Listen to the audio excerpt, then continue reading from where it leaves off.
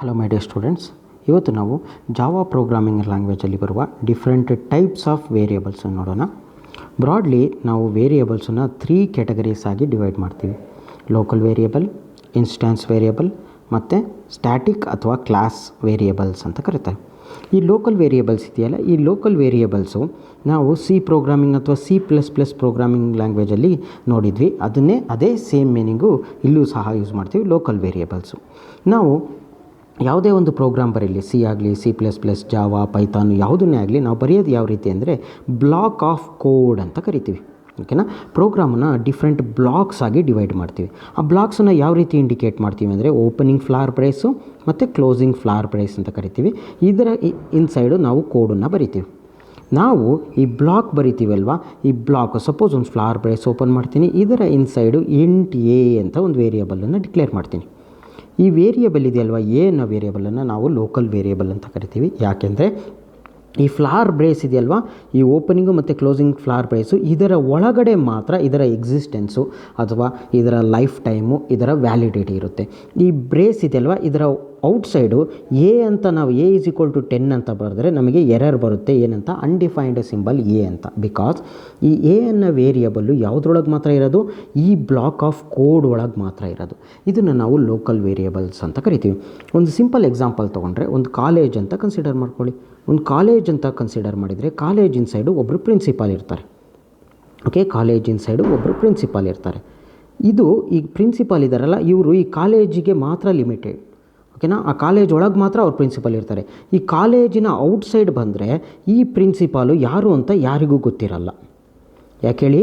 ಅವರು ಲೋಕಲ್ಲು. ಈ ಪ್ರಿನ್ಸಿಪಾಲು ಈ ಕಾಲೇಜ್ಗೆ ಲೋಕಲ್ಲು. ಈ ಕಾಲೇಜಿನ ಔಟ್ಸೈಡ್ ಬಂದರೆ ಬೇರೆ ಪ್ರಿನ್ಸಿಪಾಲ್ಗಳು ಇರ್ತಾರೆ, ಆಯ್ತಲ್ವ? ಆದರೆ ಈ ಪ್ರಿನ್ಸಿಪಾಲು ಎಕ್ಸಿಸ್ಟೆನ್ಸಲ್ಲಿ ಇರಲ್ಲ.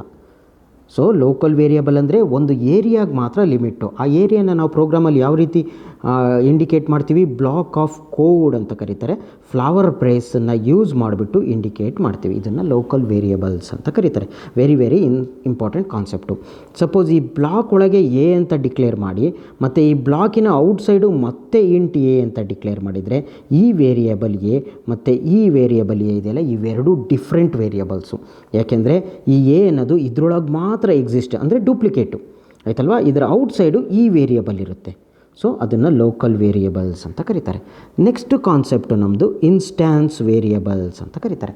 ಇನ್ಸ್ಟ್ಯಾನ್ಸ್ ಅಂದ್ರೇನು? ಇನ್ಸ್ಟ್ಯಾನ್ಸ್ ಈಸ್ ನಥಿಂಗ್ ಬಟ್ ಆಬ್ಜೆಕ್ಟು. ನಾವು ಕ್ಲಾಸಿನ ಇನ್ಸ್ಟ್ಯಾನ್ಸ್ ಅಂದರೆ ಆಬ್ಜೆಕ್ಟ್ ಅಂತ ಕರಿತೀವಿ. ಕ್ರಿಯೇಷನ್ ಆಫ್ ಆಬ್ಜೆಕ್ಟ್ ಅಂತ ಕರಿತೀವ. ಕ್ಲಾಸ್ ಆಬ್ಜೆಕ್ಟನ್ನೇ ನಾವು ಇನ್ಸ್ಟ್ಯಾನ್ಸ್ ಅಂತ ಕರೆಯೋದು. Very important concept. Object oriented programming ಲ್ಯಾಂಗ್ವೇಜಲ್ಲಿ ವೆರಿ ಇಂಪಾರ್ಟೆಂಟ್ ಕಾನ್ಸೆಪ್ಟ್ ಏನು? ಆಬ್ಜೆಕ್ಟು.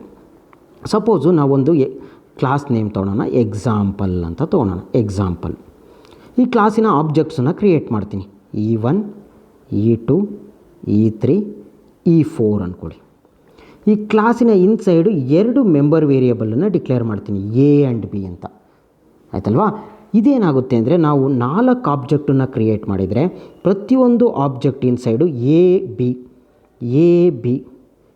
ಬಿ ಅಂತ separate copy of A and B ಇರುತ್ತೆ. ಆಯ್ತಲ್ಲ? 4 ಡಿಫ್ರೆಂಟ್ ಕಾಪೀಸ್ ಇರುತ್ತೆ. ನೋಡಿ, class inside A and B ಅಂತ 2 ವೇರಿಯೇಬಲನ್ನು ಡಿಕ್ಲೇರ್ ಮಾಡಿದ್ದೀವಿ, ಆಯ್ತಲ್ವಾ? ಈ ವೇರಿಯೇಬಲು ನಾವು 4 ಆಬ್ಜೆಕ್ಟನ್ನು ಕ್ರಿಯೇಟ್ ಮಾಡಿದರೆ ಪ್ರತಿ ಆಬ್ಜೆಕ್ಟ್ ಒಳಗೂ ಒಂದೊಂದು ಕಾಪಿ ಸೆಪರೇಟ್ ಕಾಪಿ ಇರುತ್ತೆ.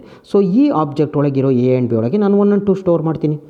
ಈ E2 ಅನ್ನೋ ಆಬ್ಜೆಕ್ಟ್ A ಆ್ಯಂಡ್ B ಒಳಗೆ ಏನು ಮಾಡ್ತೀನಿ? 10, 20 ಸೇವ್ ಮಾಡ್ತೀನಿ.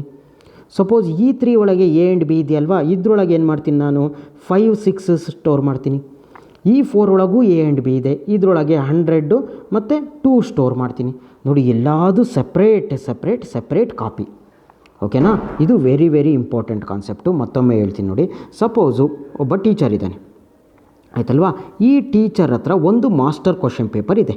ಓಕೆನಾ? Master question paper. ಇದರ ಜೆರಾಕ್ಸನ್ನು ತೆಗೆದು ಎಲ್ಲ ಸ್ಟೂಡೆಂಟ್ಸಿಗೂ ಕೊಡ್ತಾ ಹೋಗ್ತಾನೆ ಟೀಚರ್, ಆಯ್ತಲ್ವಾ? Master copy question M1, M2, M3 ಎಲ್ಲರಿಗೂ ಜೆರಾಕ್ಸ್ ಕೊಟ್ಟರು. ಈ ಕ್ವಶನ್ ಪೇಪರ್ ಒಳಗೆ 4 ಕ್ವಶನ್ ಇದ್ದಾವೆ ಅಂದ್ಕೊಳ್ಳಿ. ಸ್ಟೂಡೆಂಟ್ M1 ಕ್ವಶನ್ ಪೇಪರ್ ಇರುತ್ತಲ್ವ, 4 ಕ್ವಶನಿಗೂ ಆನ್ಸರ್ ಮಾಡ್ತಾರೆ. M2 ಬೇರೆ ರೀತಿ ಆನ್ಸರ್ ಮಾಡ್ತಾನೆ. M3 ಕ್ವಶನ್ ಪೇಪರೊಳಗೂ ಬೇರೆ ರೀತಿ ಆನ್ಸರ್. ನೋಡಿ, 3 ಬೇರೆ ಆನ್ಸರು.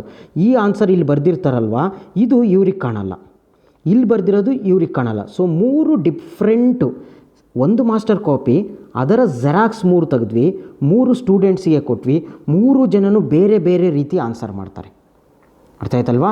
ಈ ಮಾಸ್ಟರ್ ಕಾಪಿ ಇದೆಯಲ್ವಾ, ಇದನ್ನು ಕ್ಲಾಸ್ ಟೆಂಪ್ಲೇಟ್ ಅಂತ ಕರಿತೀವಿ.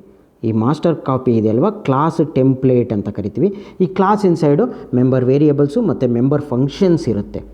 ಅದರ ಕಾಪಿನ ತೆಗೆದುಬಿಟ್ಟು ನಾವು ಸ್ಟೂಡೆಂಟ್ಸಿಗೆ ಕೊಡ್ತೀವಲ್ವ, ಅದನ್ನೇನಂತ ಕರೀತಾರೆ, ಆಬ್ಜೆಕ್ಟ್ಸ್ ಅಂತ ಕರೀತಾರೆ.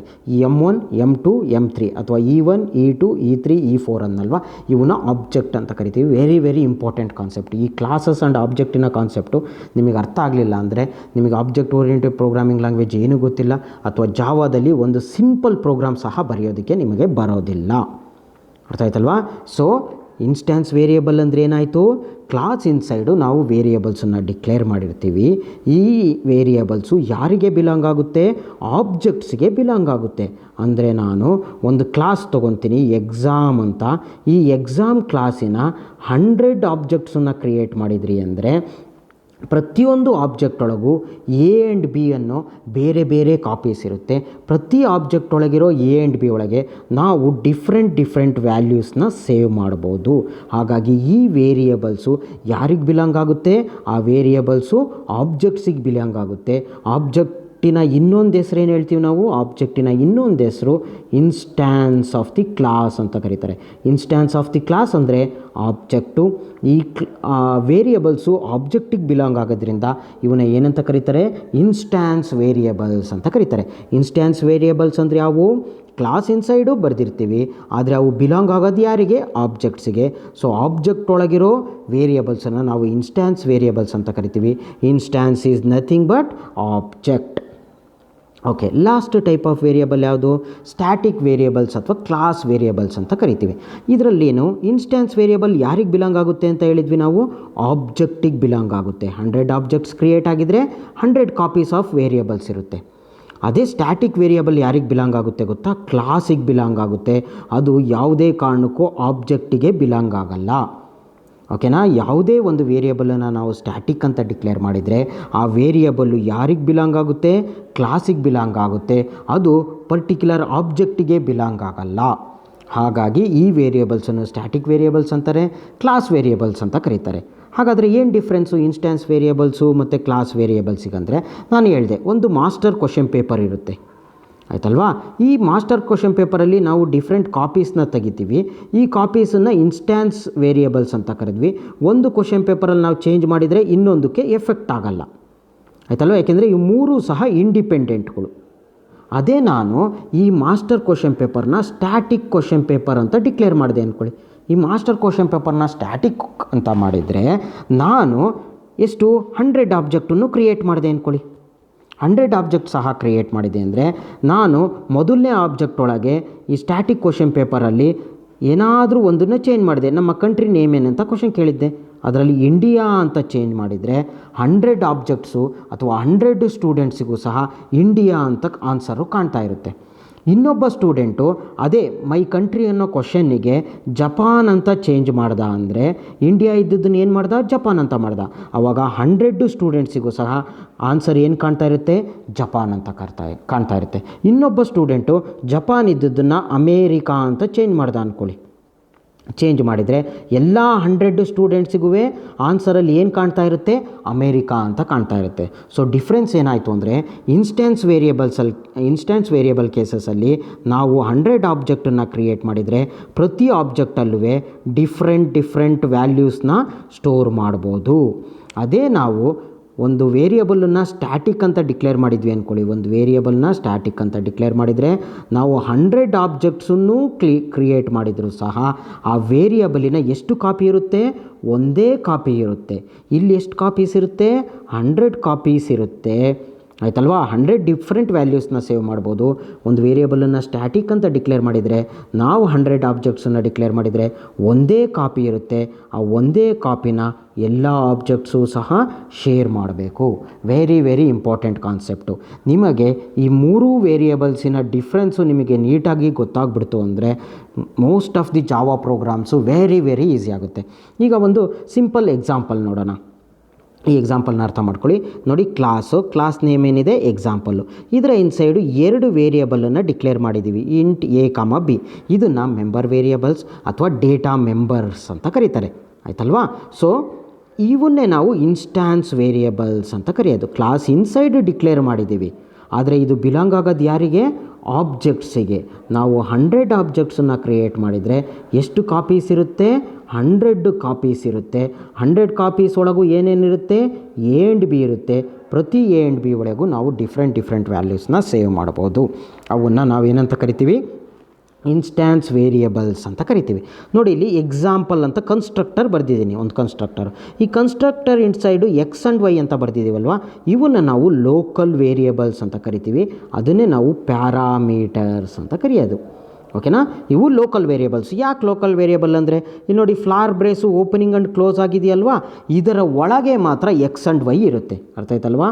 ಆ ಎಕ್ಸ್ ಆ್ಯಂಡ್ ವೈನ ಲೈಫು ಈ ಫ್ಲಾರ್ ಬ್ರೇಸ್ ಇಲ್ಲಿ ಓಪನ್ ಇದೆ, ಇಲ್ಲಿ ಕ್ಲೋಸ್ ಇದೆ, ಇದ್ರೊಳಗೆ ಮಾತ್ರ ಎಕ್ಸ್ ಆ್ಯಂಡ್ ವೈ ಇರುತ್ತೆ ಹೊರತು ಇಲ್ಲಿ ನಾವು ಎಕ್ಸ್ ಆ್ಯಂಡ್ ವೈನ ಯೂಸ್ ಮಾಡೋಕ್ಕೋದ್ರೆ ಅವು ಡಸ್ ನಾಟ್ ಎಕ್ಸಿಸ್ಟು. ಯಾಕೆಂದರೆ ಇದು ಬ್ಲಾಕ್ ಆಫ್ ಕೋಡು, ಆ ಕೋಡ್ ಒಳಗೆ ಮಾತ್ರ ಎಕ್ಸ್ ಆ್ಯಂಡ್ ವೈ ಇರುತ್ತೆ. ಅದನ್ನು ನಾವೇನಂತ ಕರಿತೀವಿ? ಲೋಕಲ್ ವೇರಿಯೇಬಲ್ಸ್ ಅಂತ ಕರಿತೀವಿ, ಆಯ್ತನಾ. ಇಲ್ಲಿ ನೋಡಿ, ಡಿಸ್ಪ್ಲೇ ಮೆಥಡ್ ಇದೆಯಲ್ವಾ, ಇದರೊಳಗೂ ಇಲ್ಲೊಂದು ಝಡ್ ಅಂತ ವೇರಿಯೇಬಲನ್ನು ಡಿಕ್ಲೇರ್ ಮಾಡಿದ್ದೀವಿ. ಈ ಝಡ್ಡು ಸಹ ಲೋಕಲ್ ವೇರಿಯೇಬಲ್. ಯಾಕೆಂದರೆ ಈ ಝಡ್ಡು ಇಲ್ಲಿಂದ ಇಲ್ಲಿವರೆಗೆ ಮಾತ್ರ ಎಕ್ಸಿಸ್ಟಿಂಗ್ ಇರುತ್ತೆ, ಆಯ್ತಲ್ವಾ. ಇದಿಷ್ಟರೊಳಗೆ ಝಡ್ ಮಾತ್ರ ಅಲೈವು ಅಥವಾ ಎಕ್ಸಿಸ್ಟ್ ಅಂತ ಕರೀತಾರೆ, ಆಯ್ತಲ್ವಾ. ಇದರ ಲೈಫ್ ಟೈಮು, ಇದರ ವ್ಯಾಲಿಡಿಟಿ ಈ ಬ್ಲಾಕ್ ಆಫ್ ಕೋಡ್ ಒಳಗೆ ಮಾತ್ರ ಇರುತ್ತೆ. ಈ ಝಡ್ಡು ನಾವೆಲ್ಲಾದರೂ ಇಲ್ಲಿ ಯೂಸ್ ಮಾಡೋಕ್ಕೋದ್ರೆ ಎರರ್ ಬರುತ್ತೆ, ಯಾಕೆಂದರೆ ಝಡ್ಡು ಲೋಕಲ್ ವೇರಿಯೇಬಲು. ಅದರ ಲಿಮಿಟೇಷನ್ನು ಆ ಬ್ಲಾಕ್ ಆಫ್ ಕೋಡ್ ಒಳಗೆ ಮಾತ್ರ ಇರುತ್ತೆ. ಆ ಬ್ಲಾಕ್ ಆಫ್ ಕೋಡನ್ನು ಯಾವ ರೀತಿ ರೆಪ್ರೆಸೆಂಟ್ ಮಾಡ್ತೀವಿ? ಫ್ಲಾರ್ ಬ್ರೇಸ್ ಒಳಗೆ, ಅರ್ಥ ಆಯ್ತಲ್ವಾ.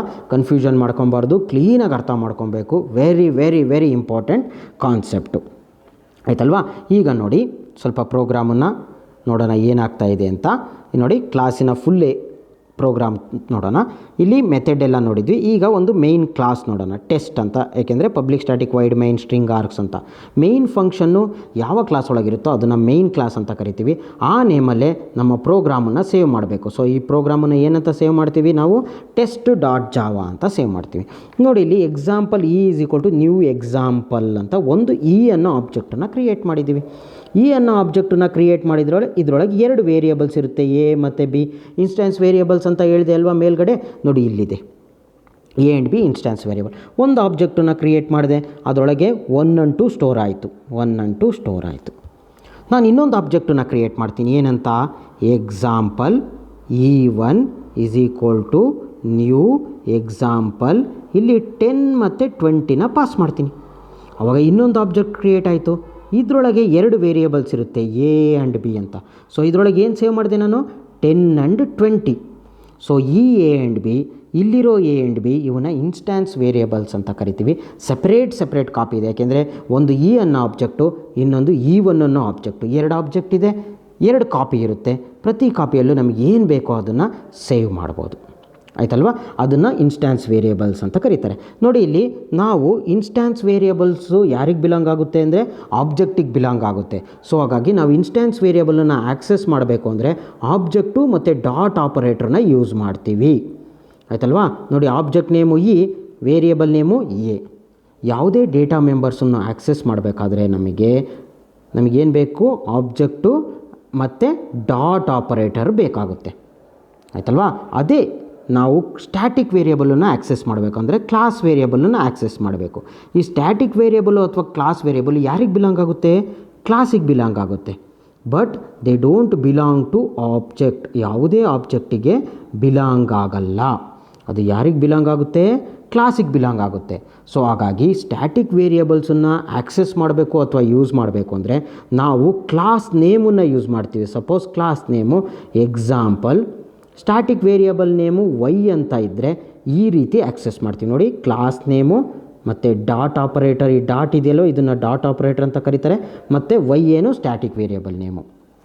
ಅದೇ ನಾವು ಇ ಡಾಟ್ ವೈ ಅಂತ ಬರೆದ್ವಿ ಅಂದರೆ ಈ ವೈ ಇದೆಯಲ್ವ ಇದು ಸ್ಟ್ಯಾಟಿಕ್ ವೇರಿಯಬಲ್ ಆಗಲ್ಲ. ಯಾಕೆಂದರೆ ನಾವು ಏನನ್ನು ಯೂಸ್ ಮಾಡಿಕೊಂಡು ಆಕ್ಸೆಸ್ ಮಾಡ್ತಾಯಿದ್ದೀವಿ, ಆಬ್ಜೆಕ್ಟ್ ಇನ ಇಟ್ಕೊಂಡು ಆಕ್ಸೆಸ್ ಮಾಡ್ತಾಯಿದ್ದೀವಿ. ಈ ಪ್ರೋಗ್ರಾಮಲ್ಲಿ ನಾನು ಸ್ಟ್ಯಾಟಿಕ್ ವೇರಿಯಬಲ್ಸನ್ನು ಮೆನ್ಷನ್ ಮಾಡಿಲ್ಲ. ನೆಕ್ಸ್ಟ್ ಒಂದು ಲ್ಯಾಬ್ ಪ್ರೋಗ್ರಾಮ್ಸನ್ನು, ಜಾವಾ ಪ್ರೋಗ್ರಾಮನ್ನು ಎಕ್ಸಾಂಪಲ್ ಕೊಡ್ತೀನಿ. ಅದರಲ್ಲಿ ನಿಮಗೆ ಚೆನ್ನಾಗಿ ಸ್ಟ್ಯಾಟಿಕ್ ವೇರಿಯಬಲ್ಸ್ ಬಗ್ಗೆ ಗೊತ್ತಾಗುತ್ತೆ. So very very important concept. ನೀವು ಲೋಕಲ್ ವೇರಿಯಬಲ್ ಅಂದ ತಕ್ಷಣ ಬ್ಲಾಕ್ ಆಫ್ ಕೋಡ್ ಒಳಗಿರೋದು ಅಂತ ಗೊತ್ತಾಗಬೇಕು. ಅದಾದಮೇಲೆ ಇನ್ಸ್ಟ್ಯಾನ್ಸ್ ವೇರಿಯಬಲ್ಸ್ ಅಂದರೆ ಮೇಜರಾಗಿ ಇದು ಯಾರಿಗೆ ಬಿಲಾಂಗ್ ಆಗುತ್ತೆ, ಆಬ್ಜೆಕ್ಟಿಗೆ ಬಿಲಾಂಗ್ ಆಗುತ್ತೆ, ಸೆವೆರಲ್ ಕಾಪೀಸ್ ಇರುತ್ತೆ, ಸೆವೆರಲ್ ಇಂಡಿಪೆಂಡೆಂಟ್ ಕಾಪೀಸ್ ಇರುತ್ತೆ ಅಂತ ಗೊತ್ತಾಗಬೇಕು. ಲಾಸ್ಟ್ ಒನ್ನು ಸ್ಟ್ಯಾಟಿಕ್ ವೇರಿಯಬಲ್ಸ್ ಅಥವಾ ಕ್ಲಾಸ್ ವೇರಿಯಬಲ್ಸ್ ಅಂದರೆ ಇದು ಯಾರಿಗೆ ಬಿಲಾಂಗ್ ಆಗುತ್ತೆ, ಕ್ಲಾಸಿಗೆ ಬಿಲಾಂಗ್ ಇರುತ್ತೆ. Only one copy of the variable ಇರುತ್ತೆ. ಆ ಒಂದು ಕಾಪಿನೇ ಎಲ್ಲರೂ ಸಹ ಶೇರ್ ಮಾಡಬೇಕು. ಎಲ್ಲರೂ ಅಂದರೆ ಯಾರು, 100 ಆಬ್ಜೆಕ್ಟ್ ಕ್ರಿಯೇಟ್ ಮಾಡಿದರೆ 100 ಆಬ್ಜೆಕ್ಟು ಸಹ ಒಂದೇ ಕಾಪಿನ ಶೇರ್ ಮಾಡಬೇಕು. ಇನ್ಸ್ಟ್ಯಾನ್ಸ್ ವೇರಿಯಬಲಲ್ಲಿ 100 ಆಬ್ಜೆಕ್ಟ್ ಇದೆ ಅಂದರೆ 100 ಕಾಪೀಸ್ ಇರುತ್ತೆ. ಎಲ್ಲ ಇಂಡಿಪೆಂಡೆಂಟ್ ಕಾಪೀಸು ಯಾರೂ ಶೇರ್ ಮಾಡೋ ನೆಸೆಸಿಟಿ ಇಲ್ಲ. ನೆಕ್ಸ್ಟ್ ಕ್ಲಾಸಲ್ಲಿ ನಾವು ಸ್ಟ್ಯಾಟಿಕ್ ವೇರಿಯಬಲ್ ಮೇಲೆ ಒಂದು ಪ್ರೋಗ್ರಾಮನ್ನು ನೋಡೋಣ. Okay, thank you.